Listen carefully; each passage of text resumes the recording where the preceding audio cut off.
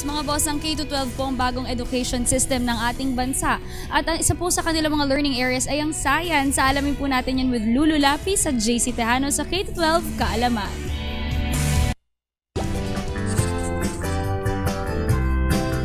Kumusta mga boss? Ako si JC at muli kami nagbabalik ng pinakamatalik kong kaibigan sa school na si Lulu. Ako si Lulu. Sa susunod na 3 minuto, pababaunan namin kayo ng 3 minutong siksik na makabuluhang kaalaman sa K-12. Na bahagi ng Philippine Development Plan o PDP. Ngayong umaga, ibabahagi namin sa inyo ang mahalagang kaalaman tungkol sa learning area na Science! sa ilalim ng K-12 curriculum, nakaugnay ang teknolohiya sa pagtuturo ng siyensya. Ituturo rin sa mga mag-aaral ang indigenous technologies ng Pilipinas para mapreserba ang natatanging kultura ng ating bansa. Ano ba ang halimbawa ng indigenous technology, JC? Lulu, ang simpleng pagkiskis ng 2 kawayan ng ating mga katutubong aita para makagawa ng apoy ay isang halimbawa ng indigenous technology. Ang husay naman nun, JC. Sa pamamagitan ng pagkiskis ng 2 kawayan, maaari ka na makapagluto. Ganun na nga, Lulu, at alam mo ba, ang tawag dyan sa science ay friction. Ang galing! May bago akong natutunan.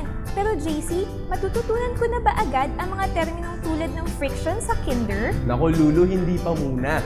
Ayon sa science curriculum, guide ng kagawaran ng edukasyon, ituturo muna sa mga kinder student ang iba't ibang bahagi ng kanilang mga katawan at para saan ito. Halimbawa Lulu, anong bahagi ng katawan ang ginagamit sa paglalakad at pagtatakbo? Ang sagot ay paa. Very good, Lulu! Bukod dyan, ituturo rin sa mga mag-aaral ang iba't ibang uri ng panahon. Halimbawa, napakainit talaga ngayon at ang taas ng sikat ng araw. Ano sa tingin mo ang panahon ngayon, maaraw o maulan? Maaraw, JC. Tumpak, Lulu. Samantala kapag natapos ng mga estudyante ang elementary level, taglay na nila ang mga kaalaman tulad ng mga planetang umiikot sa solar system, maging ang pagtukoy kung vertebrate o invertebrate ba ang isang hayop. Ano yun? Lulu, ang vertebrate ay mga hayop na may spinal column o buto sa likod, habang kabaliktaran naman ang invertebrate. O, mag-isip ka nga ng halimbawa.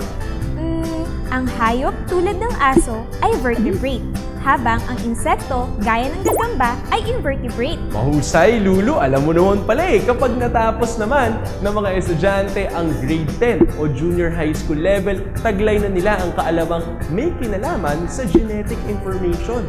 Ano naman ang genetic information, JC? May kinalaman nito, Lulu, sa kabuuan ng pisikal na pangangatawan at karakter ng isang tao. Tulad ng, kayumanggi ang kulay ko dahil namana ko ito sa aking ama. At mahilig naman akong magbasa dahil namana ko ito sa aking ina.